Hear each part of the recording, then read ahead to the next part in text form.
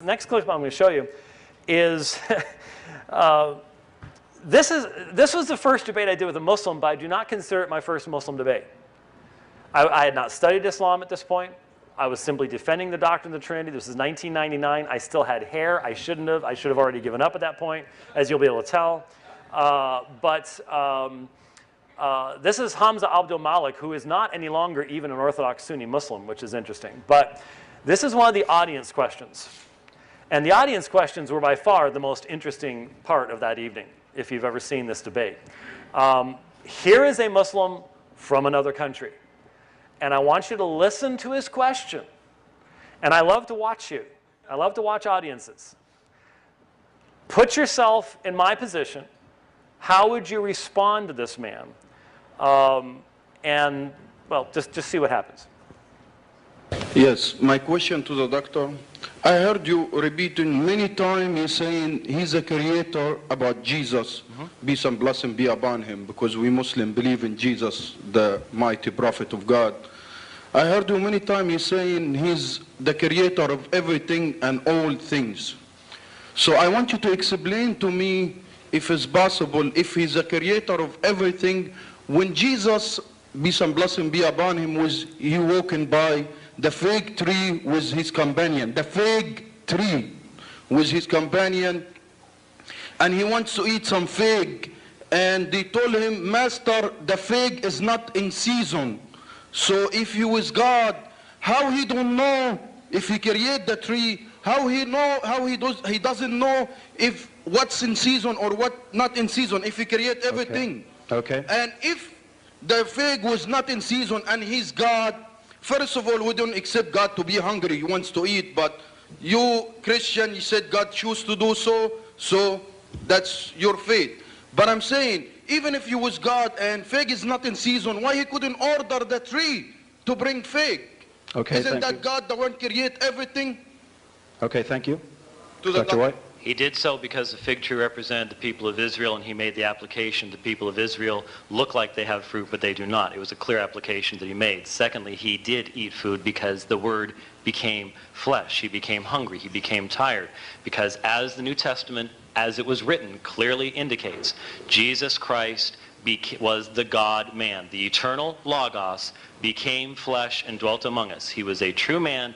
He ate food. He became tired. He slept. He grew, etc., etc. Christians have always believed that. Why? Because we believe all the New Testament teaches. Now, I was watching, and some of you are looking at each other going, you know, the Jehovah's Witness that came to my door Saturday was a whole lot harder to deal with than that. Because you've never heard of the fig tree argument before. But you got to understand, this man comes from a nation where he's probably never dialogued with any kind of educated Christian at all. And what's more, his argument is a Quranic argument. We'll see it in the text of the Quran. And so it might strike us as a really bad argument, but how would you answer it?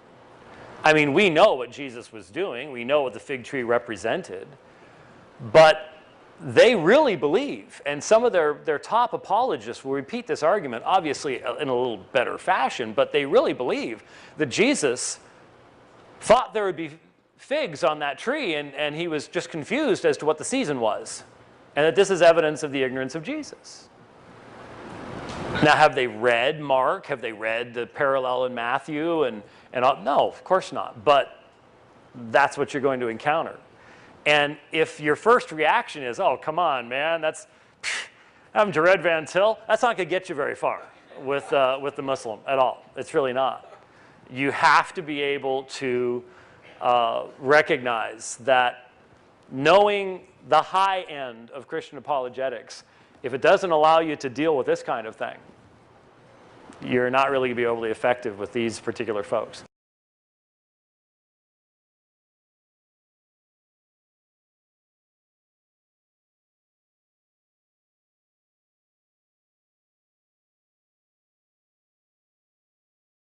Finally, there are improvements to cover the human limitations of Jesus. For example, In Mark's Gospel, chapter 11, verses 12 to 14, Jesus approached a fig tree thinking that he would find fruit on it, but when he did not find any fruit on it, he cursed the fig tree. Why didn't he find any fruit on it? Mark is very clear. Because it was not the season for figs. But then in Matthew's Gospel, chapter 21, verse 18, the situation is changed. Jesus is hungry. He sees the fig tree. He went to it. He found nothing to it but leaves. And he said to it, "May no fruit ever come from you again." The difference is that Matthew here has removed the mention that it was not the season for figs. This allows Christians to meditate on Matthew's statement and make that into a parable about good and bad and what happens to those who do not fulfill their functions. They get destroyed, just like this fig tree, because they do not do what they're supposed to do. But as Mark's Gospel makes it plain, the reason there were no figs is because it was not the season for figs, and therefore it appears that Jesus here has made a mistake, and which is natural for a human being. Muslims would not have any difficulty accepting that such an error could occur. And by the way, the fig tree issue, why was Jesus talking about the fig tree? And why are Muslims so fascinated with the fig tree issue? I've heard this come up over and over again. Folks, the fig tree represents Israel. Jesus is going into Jerusalem. He is about to have all the encounters with the Jewish leaders. He's saying that Israel looks like it has fruit. It's got all the outward trappings and the pretty buildings and the prayer shawls and everything else, but there is no fruit. There is no real life. That's what the whole fig tree parable is all about. It wasn't Jesus ignorant of what time figs were. He grew up in that area. Do you really think? I mean, it would almost be like someone in Toronto saying, well, it's always snowing in March. Well, it's not now, is it? You know when it's supposed to be snowing here. He knew when the fig... And it's not right now. It's hot in here. You got some fans or something? I'm from Arizona and it's hot in here. I mean, really. Jesus knew when the season of figs was. He was making a point about the people of Israel. They weren't walking after God. This is clearly what is there. What about the fig tree episode?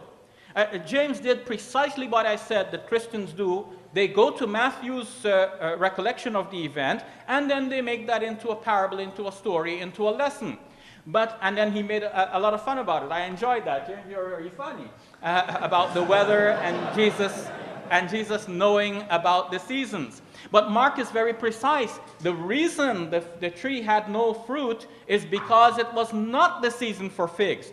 Jesus went up thinking that he will find fruit, but then he did not find fruit because it was not the season for figs. In Mark's narrative, it is very clear that Jesus was mistaken, and then Matthew tried to correct that to remove this clear conclusion that Jesus was mistaken.